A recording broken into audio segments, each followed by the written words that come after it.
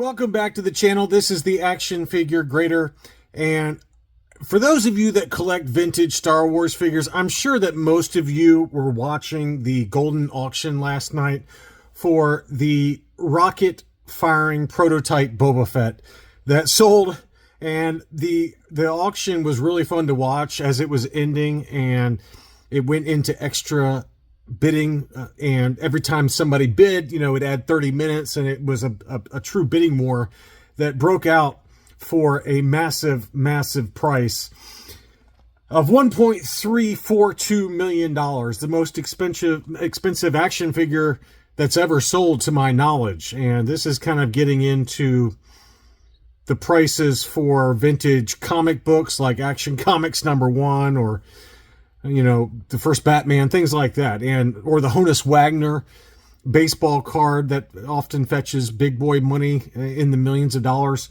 when those come up for sale. So yeah, I did find it to be kind of a landmark sale as it relates to the final sales price. But is this a sign of, hey, the market's back? We've had kind of a lull, I would argue, with some ups and downs and obviously some data points all across the map. But in general, I think most of us would agree that we're down somewhat from the COVID era prices where everything was really expensive. So I just found this sale very interesting. I almost didn't make a video about it because I didn't really know what to say other than, hey, some rich guy bought a 3.75-inch toy for $1.3 million before taxes. But I did want to show it just because it was kind of a landmark sale, and just kind of dig into the details about it. So what was cool about this one is that this is one of the few examples that was actually a full mail-away figure. So this one was owned by a Kenner employee, and we'll go through the details in the auction description in a little while. But it included the mailer box, the baggie, 2 rockets, the blaster, and then obviously the J-slot version 2 version of Boba Fett. So this is almost like a final engineering prototype, right? Of what, if everything had gone well and Subchild had not choked on a Battlestar Galactica piece, this is probably what would have been sent out to consumers as part of the mail-away offer for Boba Fett. And I didn't know that it came with 2 rockets, which that's the first time I've ever kind of noticed that or seen that. I'm sure that rocket firing Boba Fett experts know that, but that's the first time I've ever seen or knew about that they were going to include 2 rockets as part of the mail-away box. And this also includes 2, this is a really cool custom display from AFA. It's the highest graded example of the J-slot version 2 with 2 missiles, the actual troop mail-away. And so the CIB is right here. It's, we'll dig into that in a second, but this is kind of how it's displayed inside. It's got that really cool kind of encapsulation that AFA does for certain figures, where it's almost like a tomb, if you will. I've seen them do that for the Lily Letty 12-inch Tusken Raider. I saw somebody that had an AFA graded example. It's almost like a tomb with a little piece on top to kind of screw it in place. And then you obviously had the accessories. So that's a pretty cool setup. Here's the actual box that was left over. And clearly the box was not factored into the AFA 85 plus price. It was just, included with it, since it does have creases on the box. But, who cares? Stephen Gemperline, and it's got quality control reliability engineer. So this is, sourced from him, apparently. And the certificate of authenticity from Tom Derby says, verified as all of the original parts from a prototype mailer box rocket firing Boba Fett opened by Kenner employee's son in the late 1980s. Very, very cool. And this was graded in October of 2019. I think I know who owned this and submitted it to Goldin for this auction. I'm not positive, though. I could be incorrect on that, so I don't want to say his name, but I've seen it float around in his personal profile a few times. Here's the back of it. Just a great looking display there. And the label, archival case, Boba Fett rocket firing J-slot version 2 missiles prototype action figure, Hong Kong, 85 plus. So it's the highest graded example. And I wanted to, before we kind of dig into maybe some thoughts on this, any further thoughts, they had their salesy kind of description from Goldin, and I'll kind of skip over that part, but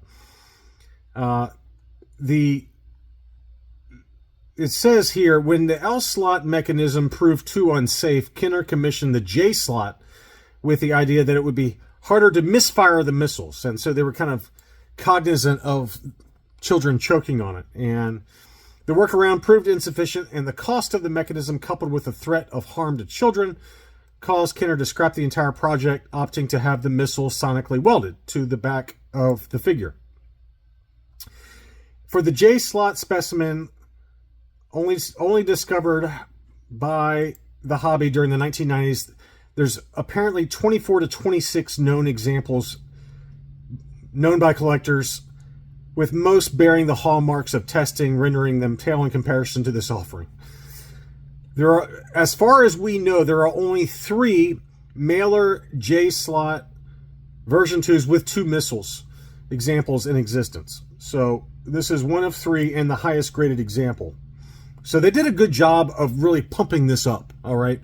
It was kind of everywhere. If you looked on Instagram or anywhere else, they made it very clear that if you got big money, hey, we have this at auction. And it did not disappoint. I think when the auction ended, it was around $732,000 after the buyer's premium.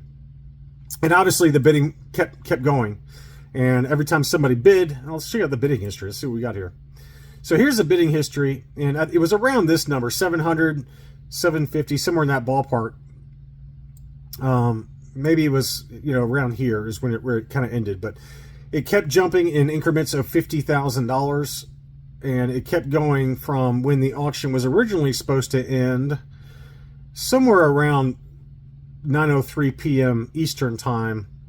And so it kept going and going and going. It finally did end at 9:47 p.m. at $1.1 million before the buyer's premium.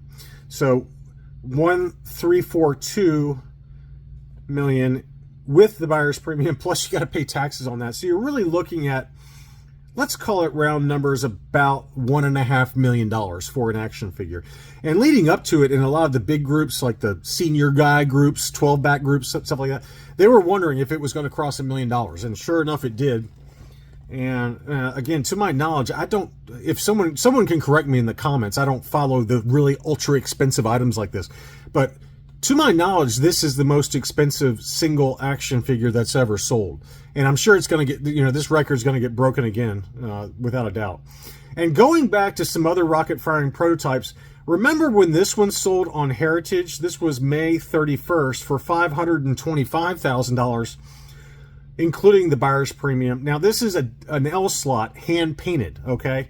And this was one of 2 known examples. Yeah, one of only 2 known examples known to exist. This hand-painted rocket-firing Boba Fett. So, this was, I would argue this is an earlier prototype versus, as we talked about already, they moved over to the J slot.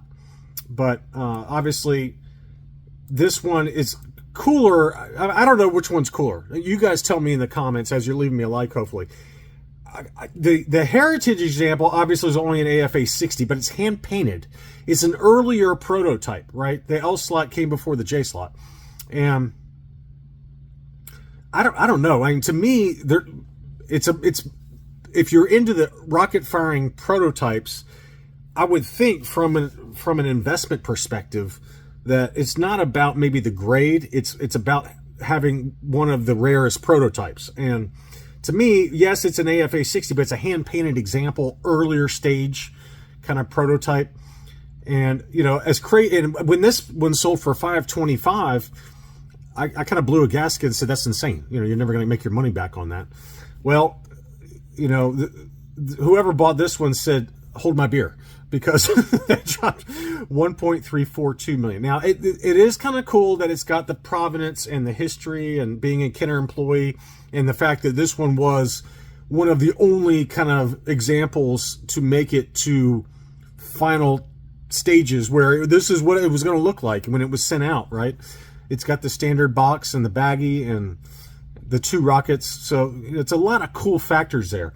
And going back to this recent sale on Hakes, where this is just the rocket, right? This was a 4-sided prototype rocket firing Fett, just the rocket, no grade, obviously, just the rocket. But this one just sold July 31st, and it sold for $12,980, you know, so that's, you can add, you know, that's a lot of dough for just the rocket. And the fact that this one's got 2 rockets, you know, it's the highest graded example, but you're also paying a pretty significant premium what this one sold for at $525.